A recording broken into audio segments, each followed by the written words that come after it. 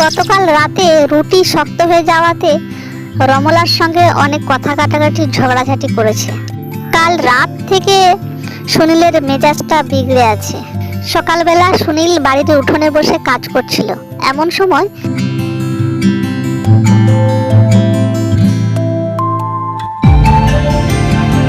ও সুনীল, কিরম আছিস রে বাবা? আর কোনো খোঁজ খবর নেই যে? বাধ্য হয়ে আমি চলে এলাম। এই পিসিটাকে তো ভুলে গেছিস, যাওয়ার নাম ধরিস নি আর। কি রে বাপ? ও পিসিমা, তুমি এসেছো? ভালোই হয়েছে তুমি এসেছো।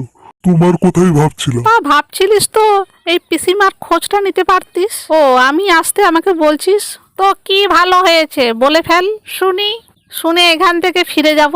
আহা, রাগ করছো কেন? বিশ্বাস করো, খুব বিপদের মধ্যে আছি। তুমি বাড়ির দিকে যাও, আমি ঝট করে বাজার থেকে আসছি। আবার কি হলো রে তোদের?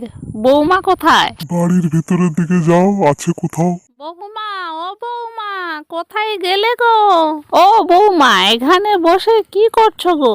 পিসিমা আপনি? বৌমা, সুনীল যেন কি বিপদের কথা বলছিল, কি হয়েছে গো? তখন রমলা পিসিমাকে একে একে সব ঘটনা খুলে বলল এবং গতকাল রাত্রে যে ঘটনা ঘটেছে সেটাও বলল। অধপতন হয়েছে। পিসিমা আপনি বলুন তো, আমি কি করব? সবকিছু তো আপনাকে খুলে বললাম, এবার আপনি বলুন আমার কি করা উচিত। রমলা এসব বলতে বলতে ঝরঝর করে কেঁদে ফেললো।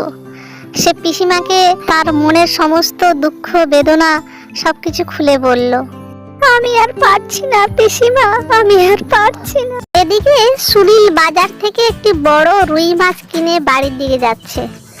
সে ভেবে নিয়েছে যে আজকে পিসিমাকে দিয়ে রান্না করাবে।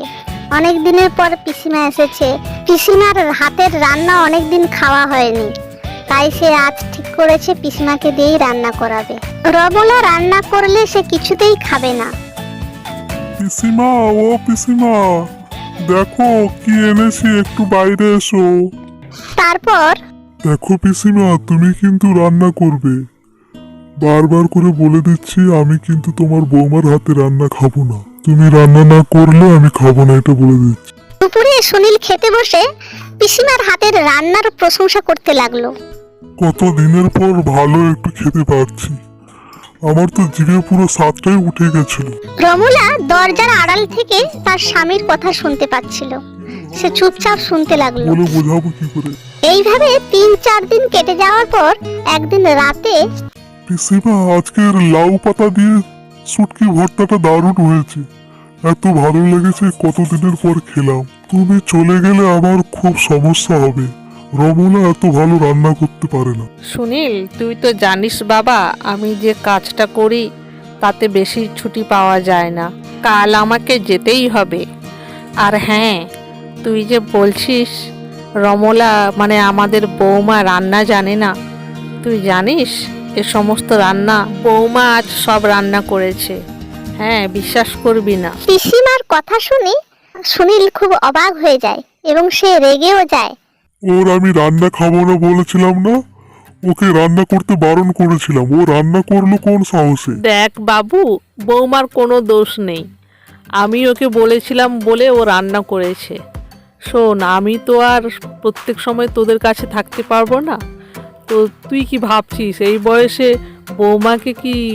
রমলা এই সময় বাইরে থেকে পিসিমা এবং সুনীলের কথা শুনছিল।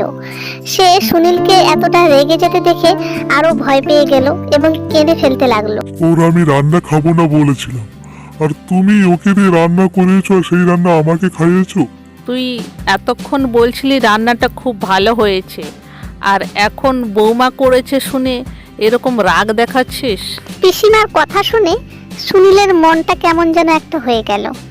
ও ভাবতে বসলো, সত্যি তো, সে এক্ষুনি প্রশংসা করছিল। বাইরে চাঁদের আলোতে পুরো এলাকা যেন আলোয় আলোকিত। আজ সুনীলকে পিসিমা অনেক কিছু অনেকভাবে বোঝাতে লাগলো। দেখ বাবু, আমাদের জীবন না কোনোভাবে কেটে যাবে, কিন্তু এই সামান্য একটা রান্না নিয়ে। বাইরে দাঁড়িয়ে রমলা কেঁদেই চলেছে।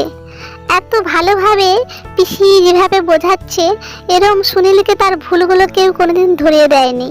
সুনীল, দুদিন পরে তোরও ছেলে মেয়ে হবে। তুই একবার ভাবতো, তোর মেয়েকে যদি তার শ্বশুর বাড়িতে এমন বলে, তোরা কি পারবি সহ্য করতে?